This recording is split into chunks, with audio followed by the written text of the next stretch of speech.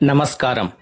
ఈరోజు మనం మాందొడ్డి విశ్వబ్రాహ్మణ ఆశ్రమంలోని ఒక విశిష్టమైన ఆధ్యాత్మిక సాంప్రదాయం గురించి తెలుసుకోబోతున్నాం.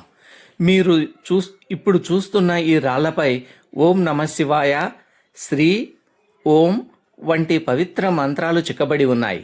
ఇవి కేవలం రాళ్ళు మాత్రమే కావు, వీటి వెనుక గొప్ప ఆధ్యాత్మిక భావన దాగి ఉంది.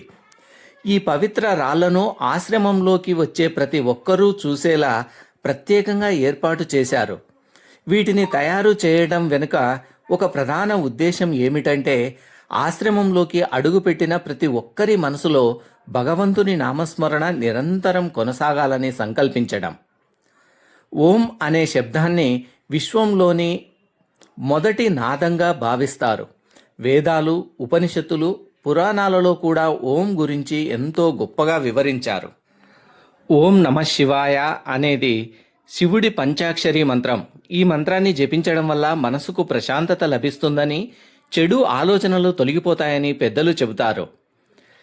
శ్రీ అనే పదం ఐశ్వర్యానికి, శుభానికి, మంగళానికి ప్రతీకగా నిలుస్తుంది. అందుకే ఈ పవిత్రమైన పదాన్ని కూడా ఈ రాళ్లపై చెక్కించారు.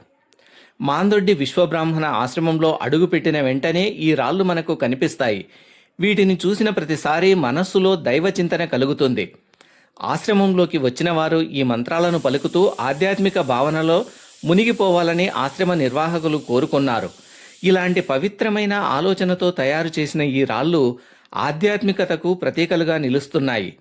ఇవి మనకు భక్తి, ప్రశాంతత, దైవ చింతన అనే విలువలను గుర్తు చేస్తున్నాయి. ఈ వీడియో మీకు నచ్చినట్లయితే లైక్ చేయండి, షేర్ చేయండి.